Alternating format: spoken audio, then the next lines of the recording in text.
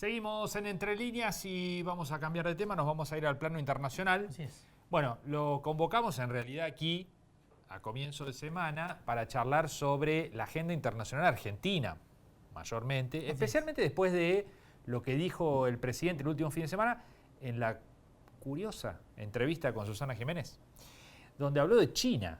Allí... Nos realineamos con China, ¿no? ¿Eh? Nos realineamos con Sí, China. nos Ahora realineamos. son buenos y no piden nada los chinos. Sí, sí, raro, las dos cosas. Sí. Pero bueno, allí estuvo el presidente de la Nación, que después de denostar a China en el comienzo de su campaña, en el comienzo de su gestión, bueno, parece que dio un giro en esa relación, tal vez se dio cuenta de algo, ¿no? De que necesitamos comerciar con China, por ejemplo. Y miró las reservas además y se dio cuenta de otra cosa. También, bueno, múltiples cosas. Bueno, pero lo cierto es que en el medio estalló nuevamente, escaló el conflicto al Medio Oriente.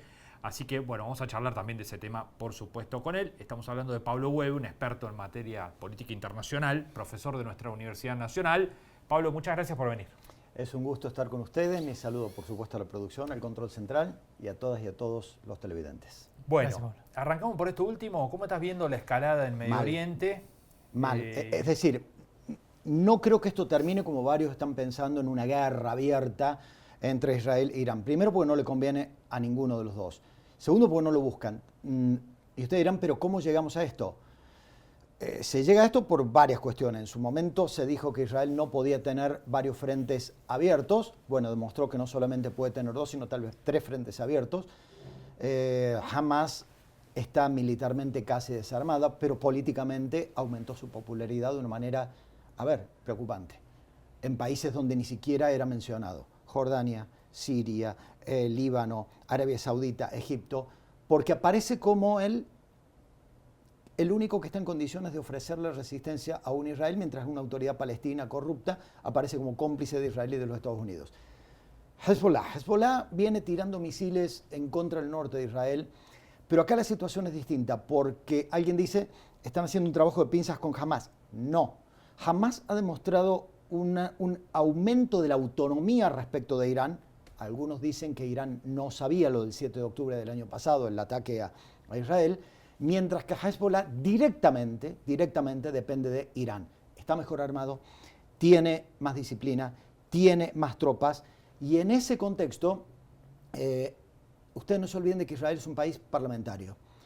Y la democracia parlamentaria tiene la contradicción de que a veces las minorías extorsionan a las mayorías. Por ejemplo, los dos partidos religiosos minoritarios del gabinete del ministro de Economía Smotrich y del ministro de Seguridad Ben Gvir, parece que los ministros de Seguridad son iguales en todos lados, le exigían que ocupe el Líbano para terminar con Hezbollah. Bueno, el problema es que los tres primeros ministros anteriores que ocuparon el Líbano terminaron muy mal.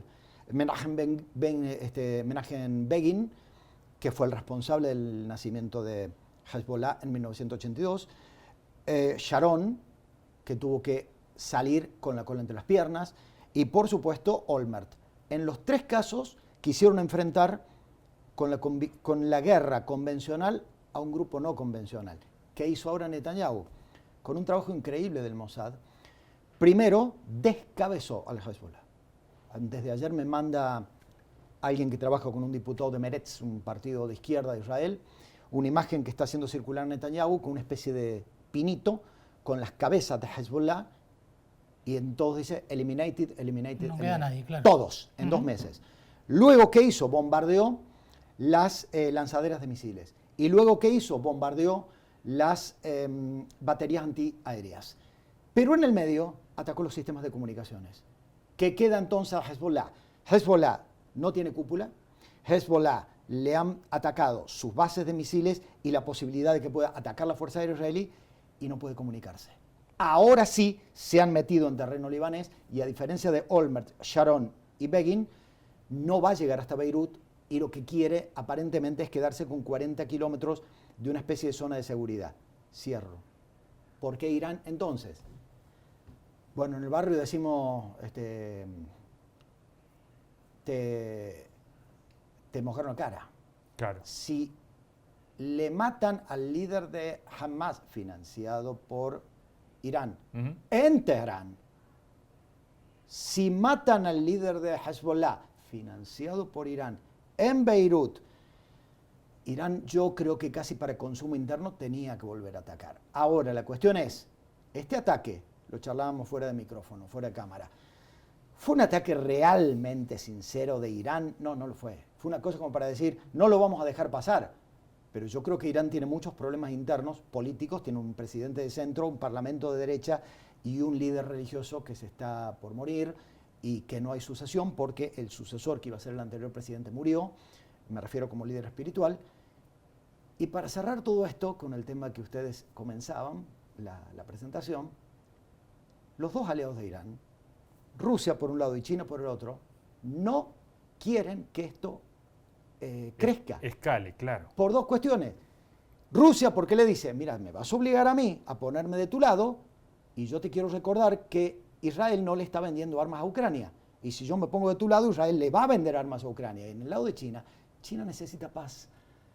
Porque China está combatiendo exitosamente a Occidente con las armas de Occidente. ¿Cuáles son? El comercio.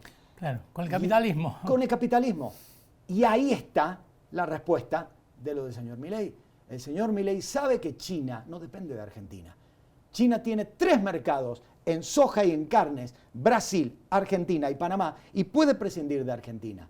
Súmenle a esto que no llegamos con las reservas que nos exige el fondo en la revisión que nos tiene que hacer ahora en el Banco Central y que para junio le tenemos que devolver $5.000 millones del swap a China. Metan en esto, y disculpen tanta extensión, la cena del lunes con Bukele. Bukele no vino a hablar de seguridad. Bukele no vino a admirar a Patricia Bullrich. Bukele es la voz de China, junto con Brasil, pero el presidente no va a hablar con Lula, en América Latina. Bukele tiene excelentes relaciones con China y mi percepción es que Milei le ha pedido a Bukele alguna gestión, por 2 cuestiones. Que China se flexibilice y por la otra, que China no le exija una reunión cabeza a cabeza con Xi Jinping. ¿Dónde queda, Pablo, Argentina ubicada en este conflicto internacional? Además, como decís vos, ¿no? Reposicionándose a la vez con China, porque la necesita, Sí. pero con un alineamiento muy fuerte con Israel también, ¿no? ¿Cómo queda Argentina y qué consecuencias puede tener para el Te lo país? digo brevemente. Gracias a los discursos de la semana pasada en la ONU, Argentina inclusive está más lejos de integrar la OCDE. Argentina hoy ni siquiera podemos decir que somos aliados de Trump, porque el propio Milei tomó distancia. Y con el tema de Israel, Israel es un país desde el punto de vista de la teoría de relaciones internacionales realista, es decir, más que amigos, tiene aliados en virtud de sus intereses nacionales. Y la cuestión es, Argentina, ¿es sustancial para los intereses de Israel? Podemos decir que sí, porque gran parte del judaísmo de la diáspora vive en Argentina. Pero en cuanto a un país estratégico en lo económico y en lo político, ustedes hicieron una pregunta, ¿dónde está Argentina ubicada? Yo les diría que en el contexto mundial la Argentina está en Saturno. Hoy estamos lejos absolutamente de todo. Quienes dijeron que nos venían a traer al mundo nos han alejado hasta de Brasil, de Bolivia, casi que de Uruguay, de Chile no hablemos, de Colombia, de Venezuela, de México. Somos el único país de América Latina que ayer no estuvo presente en el hecho histórico de que una mujer por primera vez en 200 años de historia independiente mexicana asumió la presidencia de ese país. Pablo, mencionabas lo de la ONU. ¿Tiene que ver con lo de la Agenda 2030? Con lo de la Agenda 2030, por un lado la torpeza de la canciller, que ni leyó lo que es la Agenda 2030, porque en el discurso de ella da a entender que no sabe que la Agenda 2030, que es ahora 2045, Sí. es lucha contra la pobreza, es lucha contra la indigencia, y en el capítulo 2 es lucha para democratizar los organismos multilaterales, entre ellos el Consejo de Seguridad, que es lo que a nosotros nos conviene, porque inclusive para cambiar el sistema de votos dentro del directorio del FMI. Y el discurso de Milei, que no se entiende qué quiso decir, porque el discurso de Milei fue muy cercano a Corea del Norte, a Rusia, a Venezuela, a Etiopía, a Gabón y a República Centroafricana. Claro, no se entiende esa ubicación, ¿no? No, porque además yo no veo ninguno del mundo occidental cristiano y capitalista ahí. Salvo que Milei diga ahora, como dijo Trump en su momento, que Kim Jong-un es un buen muchacho. Claro, sí, no, eso que no piden nada los chinos, que son buenos. Pasaron de ser unos genocidas a ser gente buena que no pide nada. En 6 meses. Pablo, ya que mencionaste a la canciller, hubo interna en el gobierno fuerte por el tema Malvinas, un tema que a vos te resulta bien caro. Contanos cómo ves eso. Es muy grave. Las 3 M. Menem, Macri, Milei, partieron de la base de que si somos buenitos con los malvinenses, vamos a poder negociar la soberanía. Es exactamente al revés. Si somos buenitos con los malvinenses, lo que estamos haciendo es desactivar un eventual conflicto y permitiéndoles a los malvinenses que sigan entregando licencias pesqueras, licencias petroleras y que el Reino Unido se siga preocupando no por la Argentina, sino por el Atlántico Sur y por la península antártica. En ese contexto, miren cómo se mezclan las cosas. Cambio climático.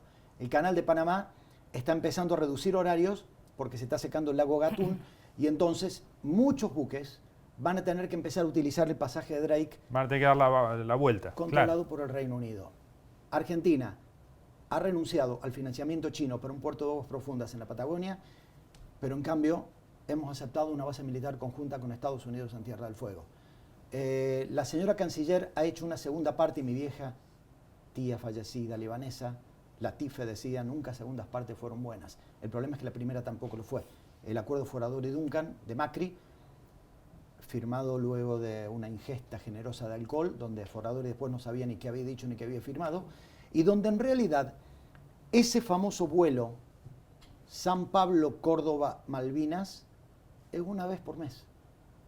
Pero semanalmente va a ser San Pablo, Malvinas, San Pablo, con lo cual estamos facilitando la vida a los malvinenses, le estamos aumentando la posibilidad de llevar cosas a las islas. En las islas no se genera más que ovejas y peces y pescado, y les estamos permitiendo a menos costo salir de las islas para estudiar, porque allá fuera del secundario no hay, mientras que Argentina sigue quedando al margen de vuelos que salgan del territorio continental argentino y de aerolíneas argentinas. Pero aerolíneas argentinas no le quieren el gobierno, no le podemos pedir a los malvinenses que le quieran. Muchas gracias por venir, Pablo, como siempre. A ustedes. Muy amable. Y hoy comienza el Año Nuevo Sí. Judío. Se suele decir Shana Tová Umetuká, que significa que sea un año dulce y en paz. Nunca como esta vez esas dos palabras son necesarias. Gracias, Pablo. como Gracias. siempre. Vamos a una pausa, enseguida volvemos.